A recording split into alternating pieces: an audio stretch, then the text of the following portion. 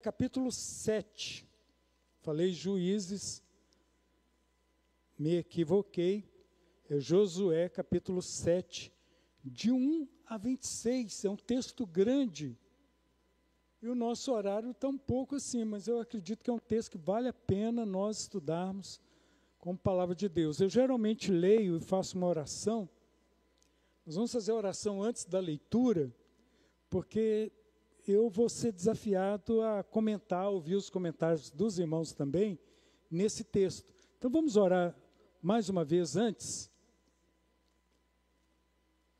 Deus, nós estamos aqui com a Tua palavra aberta, queremos abrir o nosso coração, abrimos o nosso coração, os nossos ouvidos, e pedimos, ó Deus, sobretudo, perdão para os nossos pecados. Não permita que o inimigo impeça de entendermos, de ouvirmos a Tua voz. Deus, precisamos neste momento, como sempre, do Teu Espírito Santo para elucidar, para que possamos entender, que entendamos exatamente o que a Tua palavra diz para cada um de nós e para o Teu povo nos dias de hoje. Nós Te louvamos porque a igreja do Senhor, e o Senhor cuida de cada um de nós.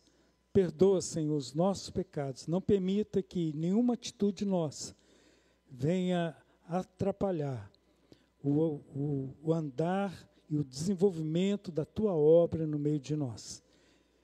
Que o Senhor nos abençoe e tenha misericórdia de nós. Oramos no nome de Jesus. Amém.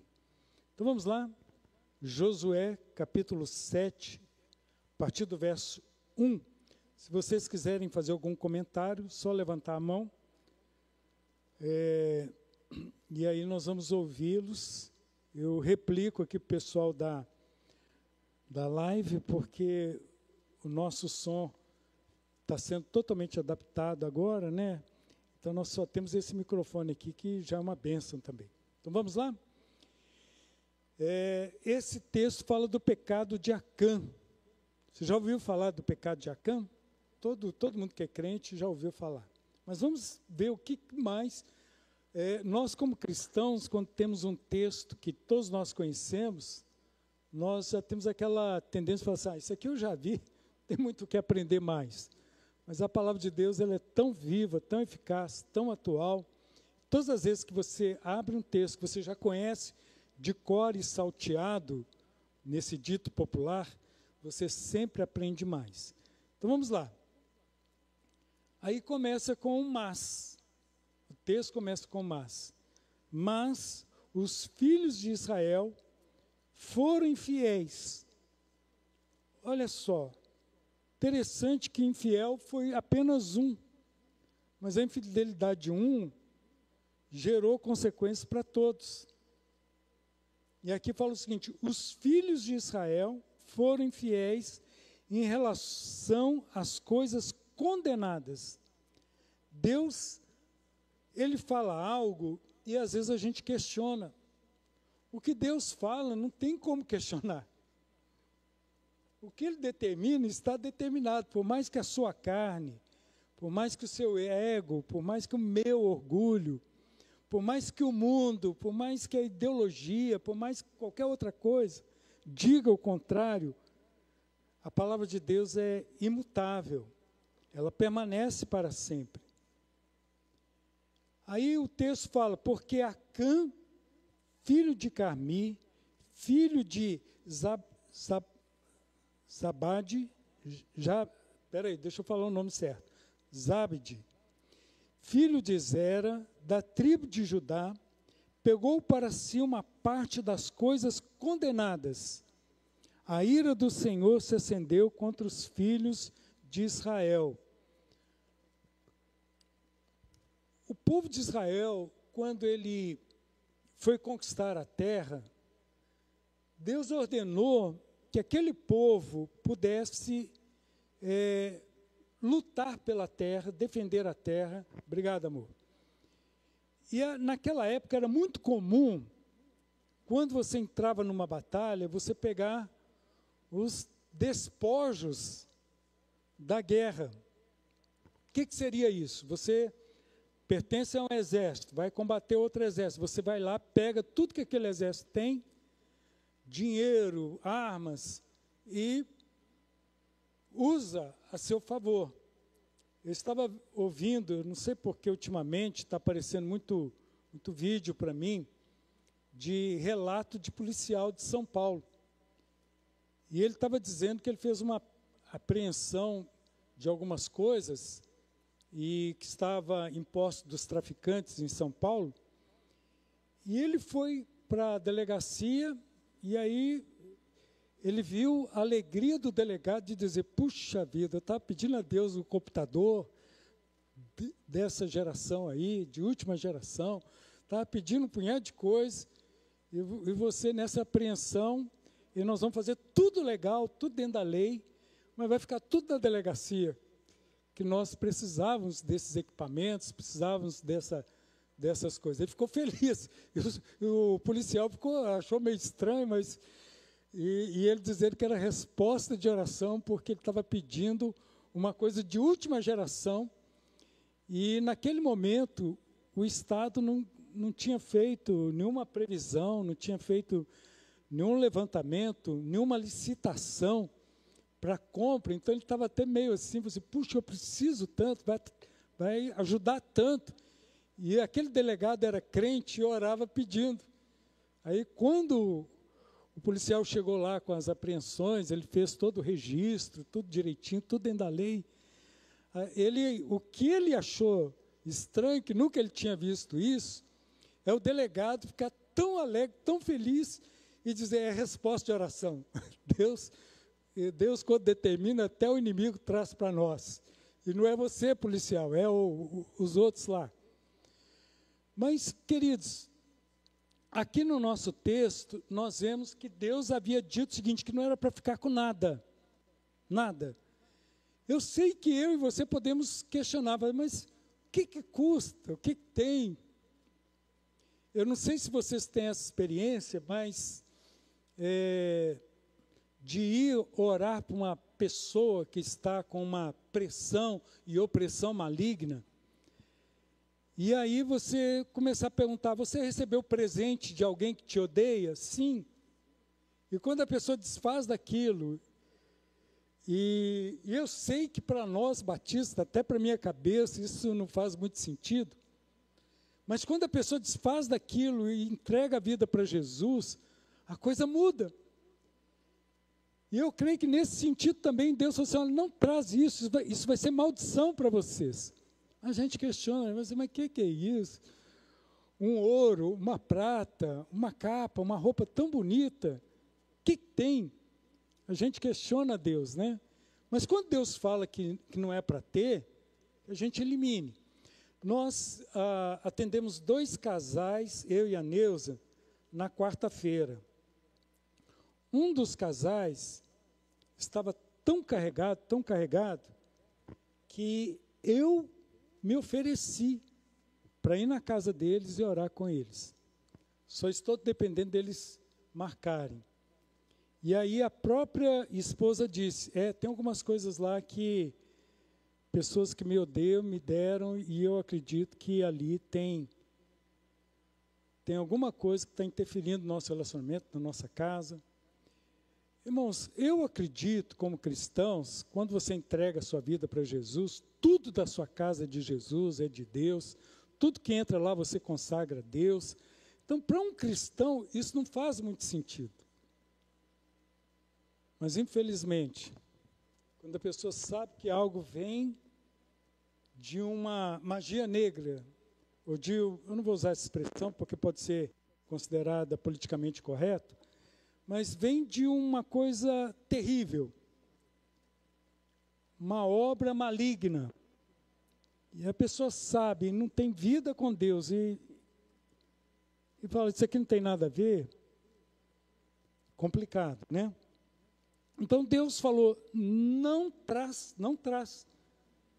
E aí veio a ira de Deus.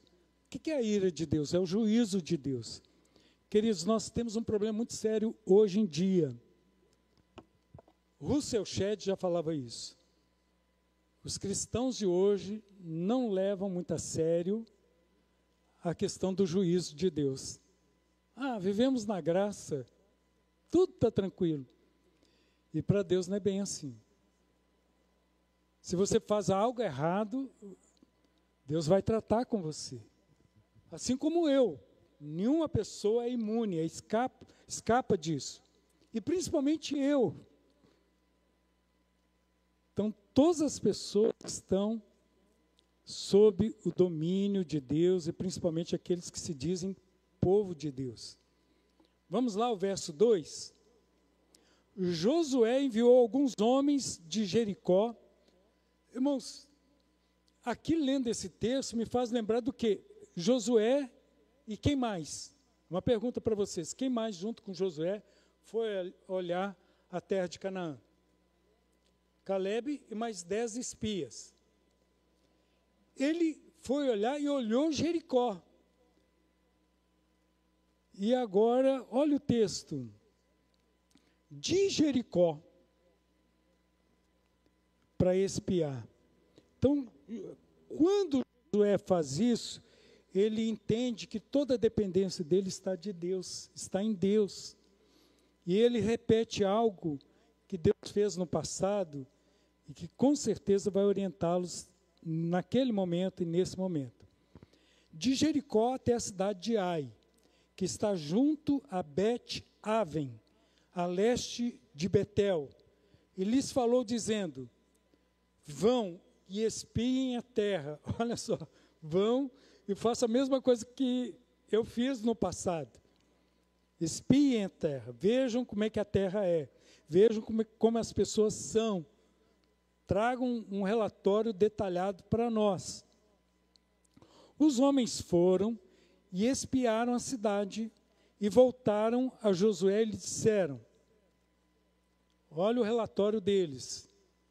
Então, nem sempre um relatório positivo é sempre positivo também, né? O que eles disseram aqui? Não é necessário que vá todo o povo. Bastam uns 2 ou 3 mil homens para atacar a cidade de Ai. Não fadigue, ali todo o povo, porque são poucos os inimigos. Não cansem todo o povo, não precisa o exército todo ir lá. Ou seja, veio com uma palavra otimista. Não precisa de muita gente. Manda de 2 a 3 mil. Vai ser facinho, facinho. Gente, quantas vezes a gente tem essa impressão, né? Vai ser fácil, fácil. Mas nem sempre é assim. Verso 4. Assim apenas uns 3 mil homens, presta atenção, eles falaram de 2 a 3. Se fosse muito facinho, podia ser só 2 mil, mas eles mandaram o máximo do previsto. 3 mil homens. Foram até lá, os quais fugiram diante dos homens da cidade de Ai. Ué, mas não resolveriam? 3 mil homens, não dava conta? Mas por que eles fugiram? Por que às vezes eu e você não damos conta? Por que às vezes a igreja não dá conta? Por que o povo de Deus não avança mais?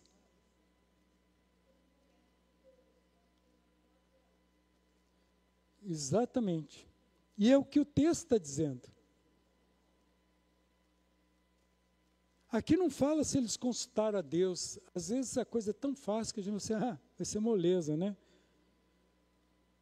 Mas toda a dependência de Deus é necessária.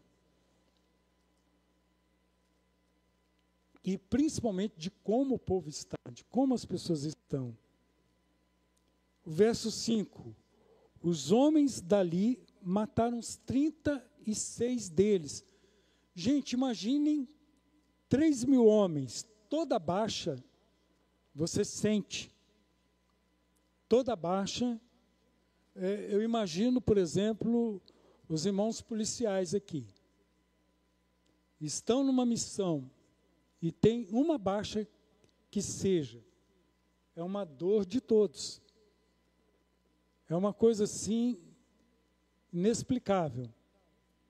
Mas eu pergunto para vocês, eu nem deveria fazer essa pergunta, mas eu vou perguntar para os irmãos que infelizmente estão enfrentando a violência e precisam ir para o confronto. Mas eu não vou perguntar para vocês, é uma pergunta retórica e que todos nós já sabemos a resposta. Quando você vai para o confronto, tem mais homens, você tem condições, você tem baixa sim, mas o que você faz? Você recua? Ou você fala, agora que eu vou prender esses camaradas, agora que eu vou até o final, até em memória daqueles que foram abatidos.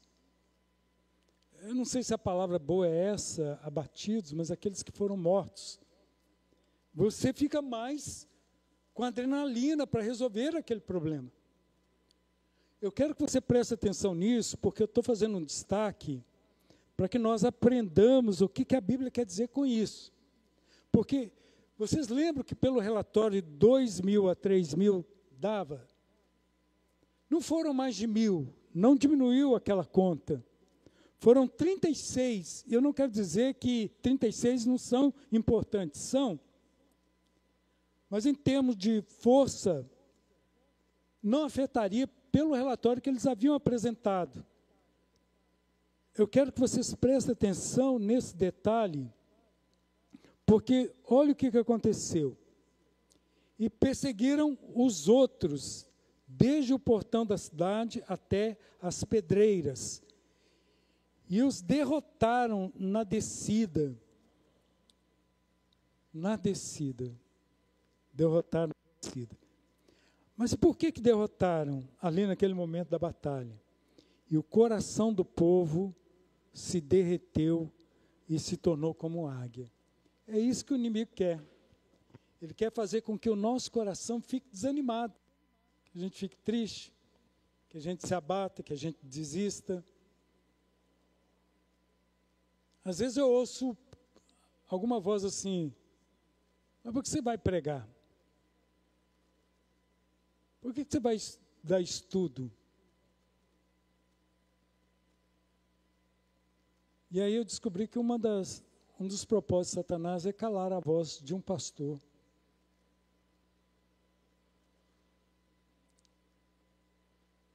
Nenhum pastor é digno, mas todo pastor pode assumir desde que se arrependa, desde que consagre a sua vida a Deus.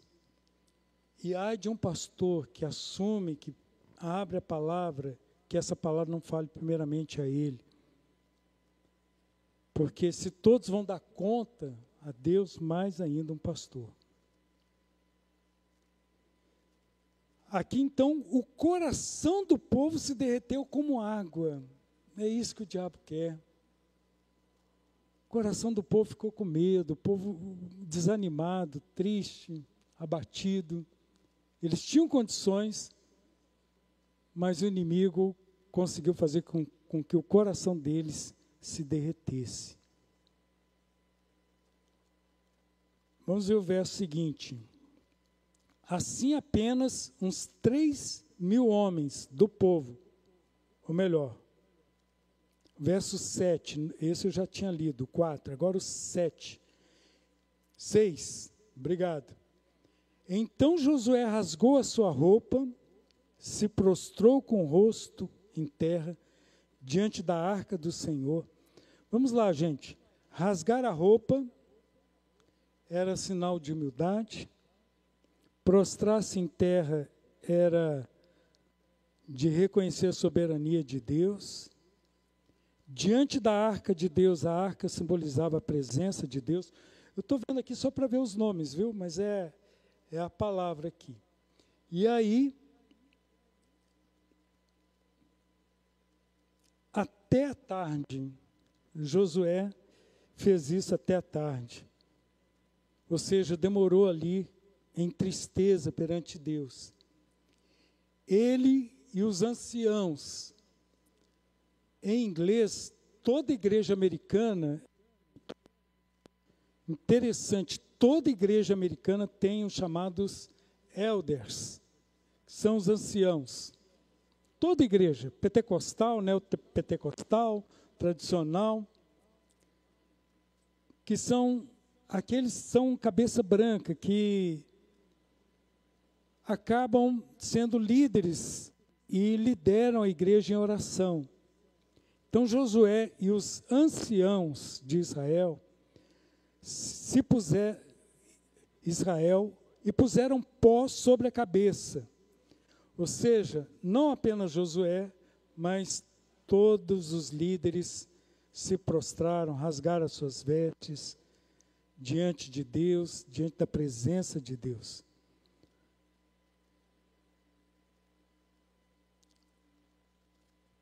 Continuando, Josué disse: Ah, Senhor Deus, por que fizeste este povo passar o Jordão para nos entregares nas mãos dos amorreus para sermos destruídos? Ó Deus, por que o Senhor fez isso conosco? Por que o Senhor nos trouxe até aqui? Por que o Senhor está fazendo isso com a gente? Antes tivéssemos nos contentado em ficar do outro lado do Jordão. Ah, Senhor, que direi? Às vezes o líder pergunta assim: Deus, e agora? O que eu vou falar com o povo, né? Pois Israel virou as costas diante dos seus inimigos. Israel não quis enfrentar, Israel está com medo, Israel virou as costas para a batalha. Verso 9, é isso, né? Quando os cananeus e todos os moradores da terra ouvirem isto, nos cercarão e apagarão o nosso nome da face da terra. Então, que farás ao teu grande nome? Deus, o povo não quer enfrentar. Isso significa que muitos vão se levantar, os inimigos. E como ficará a tua obra, como ficará o teu nome? Verso 10. Então o Senhor disse a Josué: levante-se. A primeira palavra de Deus é essa: levante-se.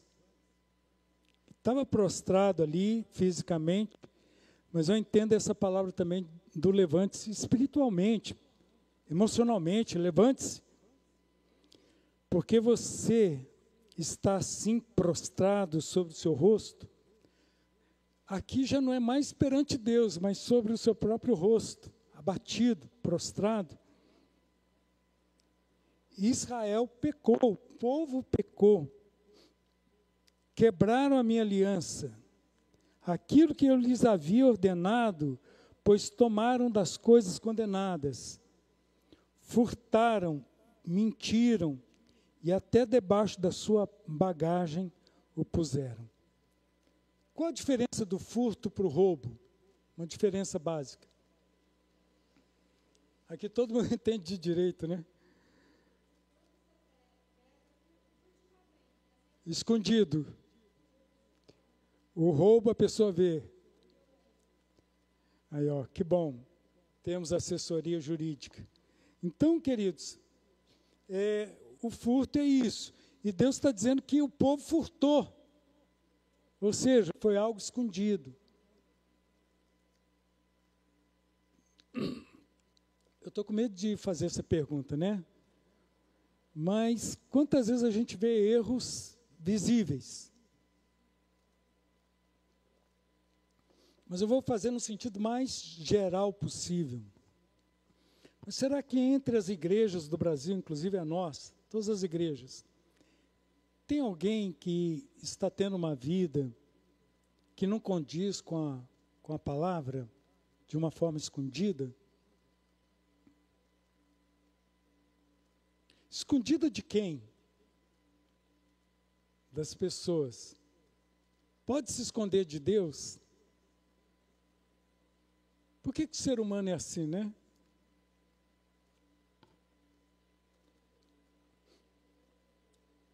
Por isso, o verso 12, por isso os filhos de Israel não puderam resistir aos seus inimigos.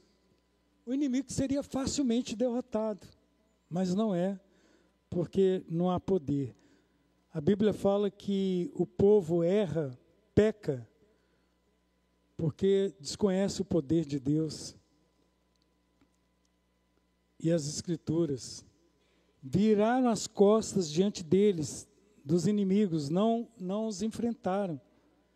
Porque Israel está condenado à destruição, ou seja, vai acabar mesmo. É destruição. Não continuarei com vocês, se não eliminarem do meio de vocês a coisa roubada. Aqui Deus usou primeiro o furto e depois o roubo, porque o roubo de Deus não se esconde. Quando você tira algo de Deus, você não esconde.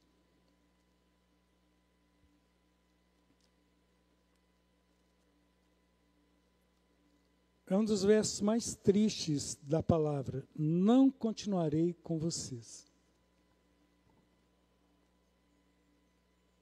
Nós desejamos que Deus esteja conosco. Sem a presença dele não há como seguir em frente. O verso 13, de novo essa palavra, levante-se. Deus não nos quer ver abatidos, entregues, dominados pelo medo, dominados pelo desânimo, dominados pela tristeza. De novo, levante-se, santifique o povo e diga: santifiquem-se pela manhã, porque assim diz o Senhor Deus de Israel: há coisas condenadas no meio de vocês, ó Israel. Vocês não poderão resistir aos seus inimigos, enquanto não eliminarem do meio de vocês as coisas condenadas.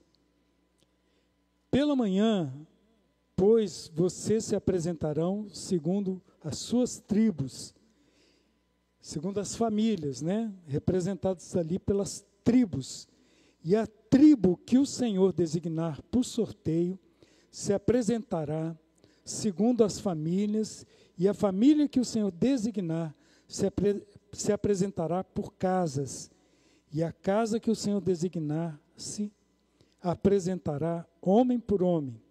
Aquele que for achado com coisas condenadas, com coisa condenada, será queimado, ele e tudo que tiver, porque quebrou a aliança do Senhor e cometeu um ato infame em Israel.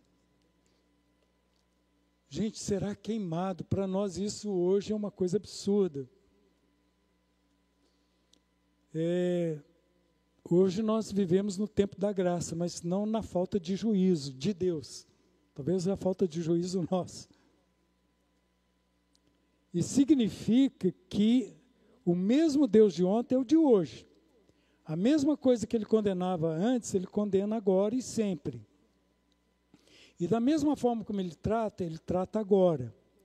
Só que a gente não vê Deus pedindo para apedrejarmos ninguém, queimarmos ninguém. Certamente seríamos os primeiros. Mas Deus pede que o povo santifique, que o povo se arrependa, que o povo se levante, que o povo se volte para Ele. Que o povo aprenda com essa situação do passado e tenha uma nova atitude hoje. Verso 16. Então Josué se levantou de madrugada e fez com que Israel se apresentasse. Segundo suas tribos, a sorte caiu sobre a tribo de Judá. É importante a gente ver essa questão de sorte, porque como cristãos, nós não vamos para a questão de sorte, de jogo de sorte. Mas aqui era a forma como Deus mostrava o seu desejo para o povo, através do Urim e Tumim. Então o povo perguntava a Deus: Deus, precisamos da tua direção. E daquela forma Deus direcionava aquele povo através de perguntas e por aquilo que eles viam, através de, vou colocar 2 dados. E aí eles diziam: opa, caíram 2 juntos, então é sim. Caíram diferente, aguarde. Caíram 2, que significa não. Então eles buscavam a direção de Deus nessa palavra sorte, que às vezes a gente vai interpretar nos dias de hoje e a gente acha meio estranho. E como realmente, do jeito que a gente entende sorte, é estranho. Mas aqui você entenda, por favor, que eles buscavam a direção de Deus, e era a forma como Deus dirigia aquele povo. Nós não usamos mais isso, mas o Espírito Santo fala no nosso coração, Deus continua se revelando a nós através da sua palavra e nos orientando naquilo que devemos fazer. Nós não vamos atrás de horóscopo ou de qualquer outra coisa, porque nós dependemos da palavra de Deus. Verso seguinte, 17, ele fez com que se apresentasse a tribo de Judá. Gente, a tribo de Judá é a tribo que mais tarde vai ser o remanescente fiel, de onde vem a palavra judeu, de onde sobraram os mais tementes a Deus. Mas ali naquele momento, a tribo de Judá. Olha como que a graça de Deus é, né? Uma tribo aqui marcada pelo pecado, é uma tribo que foi marcada pela graça de Deus.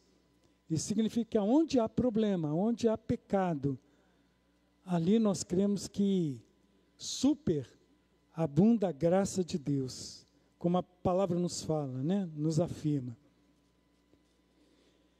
E a família indicada foi a dos Zeraitas.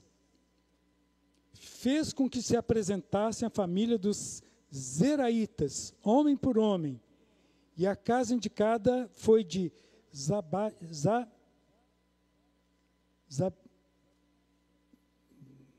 Zabete, eu vou usar aqui, Zabete.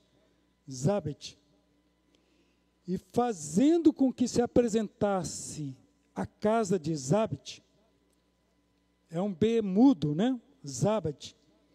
Homem por homem, o indicado foi Acã, filho de Carmi, filho de Zabete, filho de Zera, da tribo de Judá.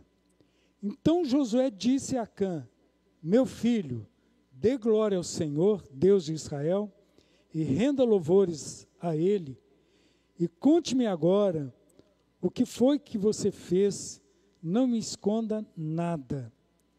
Acã respondeu a Josué, verso 20, é verdade, eu pequei. Vocês acreditam que 6 pessoas na Bíblia falaram, eu pequei? Vocês conseguem identificar quais são? 6 pessoas que falaram na Bíblia, eu pequei? Davi, Saul, Acã. Não sei se eu vou conseguir lembrar de todos também não, viu, gente? O filho pródigo, Judas, e faltou um, não consegui lembrar, mas eu vou lembrar depois. Eu falei Acã, né? Então, Acã foi um desses. Interessante que dos 6, 2 morreram nos seus pecados, Judas e Acã. 2, e Saul.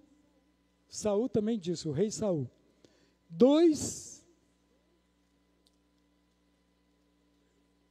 também disseram, eu pequei, mas não resultou em nada. E o filho pródigo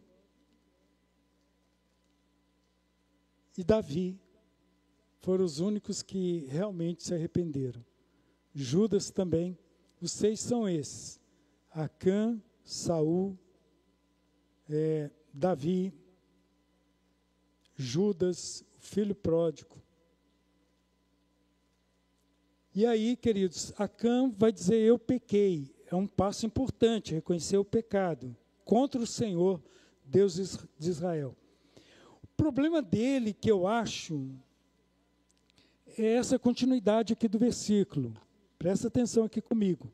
E fiz assim e assim.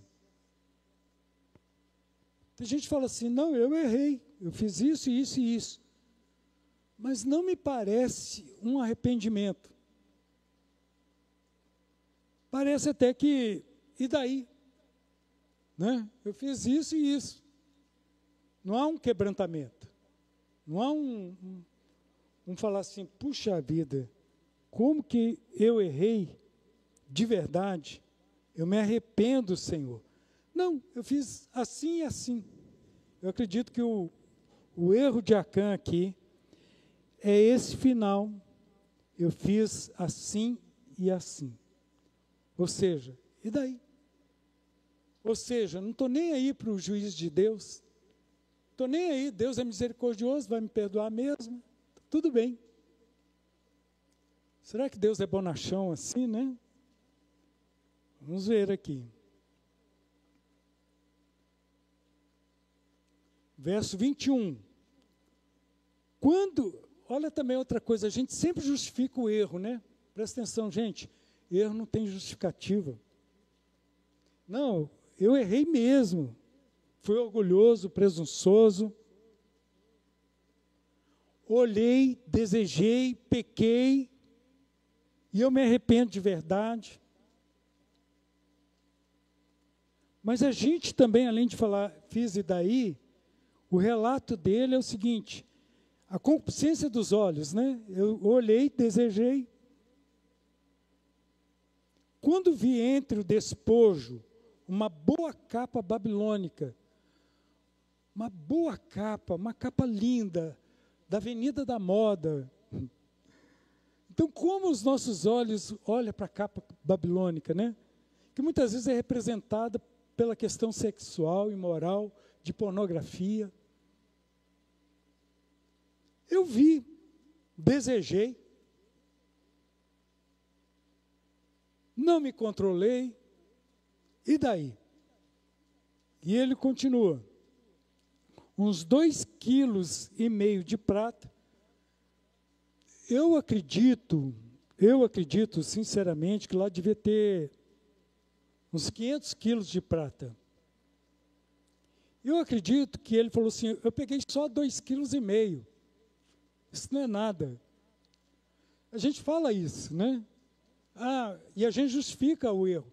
Mas o problema foi o outro que me provocou. O problema é que comigo está tudo bem. O problema é sempre o outro. E foi só um pouquinho. Não existe isso para Deus. Quando Deus falou nada, se fosse 1 grama, é uma graminha, Senhor, de 1 quilo, o que é isso? Tem nada a ver. E uma barra de ouro. Eu não imagino que essa barra de ouro seja grande. E eu imagino que lá tinham várias barras de ouro. E Deus mandou queimar.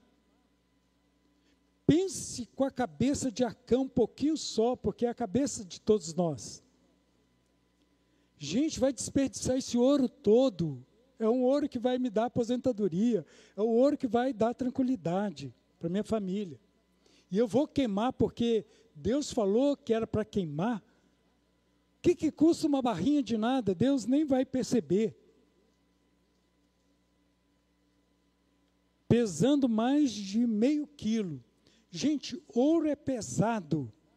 Uma barra de 0,5 quilo não deve ser uma barra muito grande. Tanto é que há um desafio, que eles colocam uma barra de ouro fina eu digo, mas de uns 50 centímetros, e um comprimento de 20 centímetros, mais ou menos, dentro de uma cápsula, de uma caixa de acrílico transparente. Isso é muito comum lá nos países árabes, em shoppings. E as pessoas são desafiadas a colocar a mão ali e tentar tirar aquela barra. E ninguém consegue. Mas vai alguém lá que eu acredito que treinou bastante, coloca a mão e tira aquela barra e fica milionária. Eu acredito que Acã, não estava essa cápsula lá, mas eu acredito que Acã disse o seguinte, eu posso pegar isso aqui. Eu posso pegar isso aqui. Isso aqui vai... o que tem? Depois eu peço perdão a Deus. Nós brincamos com o juízo de Deus. A gente brinca com as coisas de Deus. Deus não é Deus de brincadeira, né?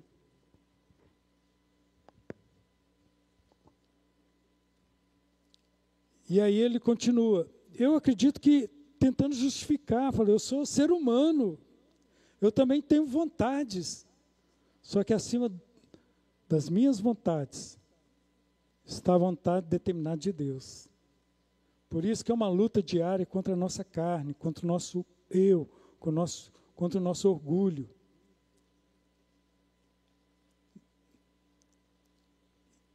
Peguei para mim, e eis que estão escondidas na terra, no meio da tenda, e a prata por baixo. Escondi tudo. Quantas coisas estão por baixo da terra, né? Quantas coisas escondidas, quantas coisas dentro das nossas casas escondidas. Quantas vezes a gente está levando pecado para dentro de casa.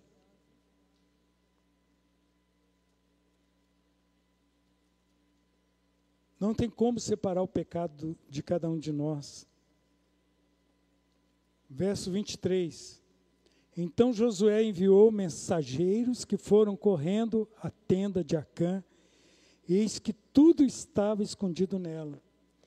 Gente, eu sei que muita gente pode ler o texto e falar assim, mas Acã disse a verdade. Acã disse a verdade. Mas vocês percebem aqui a gravidade?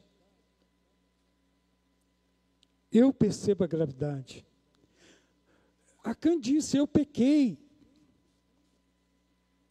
Quando você vê alguém que cometeu algo errado e fala, eu peço perdão, eu pequei, você fala assim, sei. É de verdade? É isso mesmo? Acã não foi de verdade. Primeiro que ele disse, é assim, ou seja, tem gente que gosta de escrever o erro, né?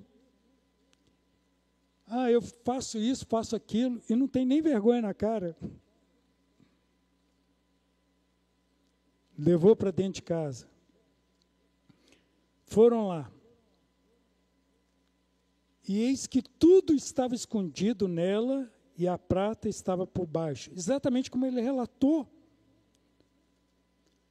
Tiraram aquelas coisas do meio da tenda, e as trouxeram a Josué e a todos os filhos de Israel, e as colocaram diante do Senhor, colocaram diante de Deus, todas aquelas coisas. Então Josué e todo Israel com ele pegaram Acã, filho de Zera, e a prata, a capa babilônica, que não está babilônica, mas eu completei, a barra de ouro, os filhos e as filhas dele. Você vai perguntar assim, o que os filhos dele e as filhas e a esposa têm a ver com isso? Presta atenção, todo pecado que eu levo para dentro da minha casa, eu vou arruinar com a minha família. E o pecado não tem como separar você dele. Você cometeu o pecado lá não sei aonde. Você volta para casa. Se você não se arrependeu de verdade, não pediu perdão, não consagrou a sua casa, você está levando a maldição para dentro da sua casa e para os seus filhos.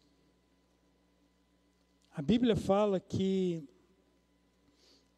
ao mesmo tempo, diz que o pecado de cada um será julgado por cada um. Alguém disse lá no passado que os pais comeram uvas verdes e os dentes dos filhos desbotaram. Que era uma crença de que a pessoa podia pecar, que nada iria acontecer com ela, iria acontecer com os filhos. A maldição seria... Entendiam a palavra de forma errada. Que a maldição seria só para os filhos, e para ele não. Então, assim, já que é para os filhos, o problema é deles. Aí o profeta vai dizer o quê? A alma que pecar. O que diz o profeta? A alma que pecar, essa morrerá. Por causa desse ditado. Então, cada um paga pelos seus erros. Mas, queridos, a Bíblia também tem vários outros textos que diz que o pecado dos pais afeta os filhos. E nós não temos essa percepção. E é uma briga teológica para dizer, não tem maldição hereditária. O outro fala, tem maldição hereditária. Porque a Bíblia fala nos dois sentidos, por incrível que pareça. Você vai pagar pelos seus pecados, mas as consequências seus filhos também acabam tendo. Queridos, então vamos continuar aqui o texto. Então Josué e todo Israel com ele pegaram Acã, filho de Zera, e a prata, os filhos e as filhas dele, os seus bois, seus jumentos, suas ovelhas, sua tenda, como tudo fica comprometido, quando tudo fica contaminado, a sua tenda e tudo que ele tinha, e os levaram para o vale de Acor. Eu peço para você, quem está com acesso ao Google, pesquisa para mim agora aí, o significado da palavra Acor. Quem encontrou primeiro, fala para nós. O significado da palavra Acor.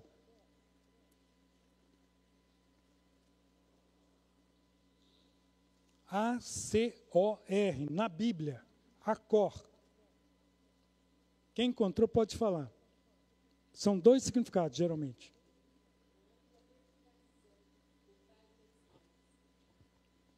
Então a Neuza encontrou vale da perturbação e vale da desgraça. Vale da perturbação e vale da desgraça. Gente, não tem perturbação sem desgraça. E não tem desgraça sem perturbação. Vale de Acor. Acor.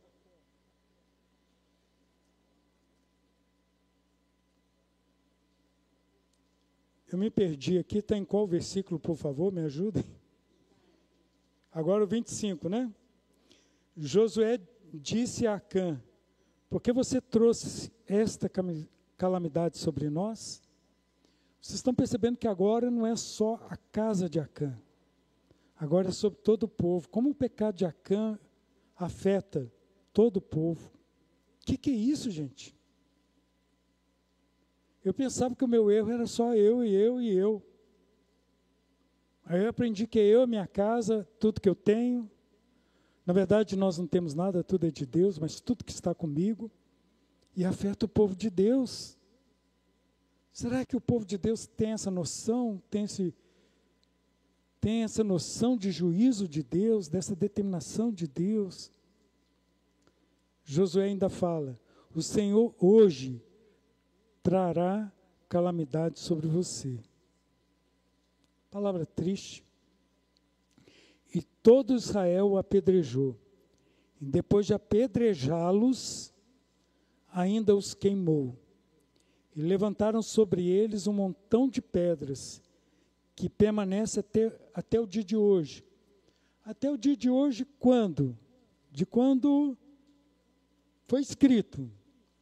Mas como a palavra de Deus é eterna, até o dia de hoje é para que nós nos voltemos para a palavra e olhemos para nós mesmos.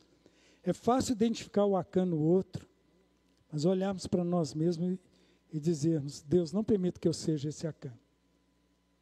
Não permita. Eu fiz essa leitura também, quando foi escrito, mas fiz essa leitura também, como a palavra de Deus é eterna, que isso vale até para o dia de hoje. Não no sentido de apedrejar, queimar, colocar um monte de pedra sobre alguém, porque hoje, aí sim, vivemos sobre a graça, mas vivemos sob o domínio do mesmo Deus, que é o mesmo juiz, que tem as mesmas determinações, e age com punição, de repente, de formas diferentes. Assim o Senhor apagou o furor da sua ira. Gente, isso aqui é antropopatismo. Na teologia significa descrever sentimentos humanos sobre Deus. Isso aqui significa que o juízo de Deus foi estabelecido. O juízo de Deus foi estabelecido, porque não era para pegar nada. Por isso aquele lugar se chama o Vale de Acor até o dia de hoje. Então, queridos, é essa história que nos é apresentada no texto de hoje. Porque veracidade não é só falar a verdade, é viver em verdade. Eu sei que confessar os nossos pecados publicamente pode não ser uma coisa muito boa, porque as pessoas podem olhar para a pessoa que confessou e ela fica marcada para sempre. Nunca mais confiar naquela pessoa. Mas eu acredito que a Bíblia nos orienta a confessarmos os nossos pecados uns aos outros. Não no sentido, porque 1 João 1,9 vai dizer, se confessarmos os nossos pecados a Deus. Mas que pecados nós confessamos uns aos outros? Eu acredito que há homens e mulheres de Deus que nós podemos abrir o nosso coração e falar das nossas dificuldades, que vão nos orientar, vão guardar sigilo, não vão expor isso para ninguém, e vão tratar com amor dentro da palavra. Por incrível que pareça, muitas pessoas têm receio de abrir o seu coração e falar, porque tem medo de o julgamento ser eterno das pessoas. Mas eu acredito que Deus levanta ainda hoje pessoas que vão amar, vão orientar, vão orar. E uma dessas pessoas é o pastor. Há uma lei no nosso ordenamento jurídico, que é a lei do livre confessionato. Essa lei determina o seguinte, que o que você falar para um sacerdote, e aqui no caso um pastor, em sigilo, nem mesmo um juiz pode exigir que o pastor fale o que foi falado. Fica só entre a pessoa e Deus. Os psicólogos também, psiquiatras, têm essa lei que os garantem de sigilo, de privacidade, para que as pessoas tenham essa confiança, para que elas possam abrir o seu coração. E eu acredito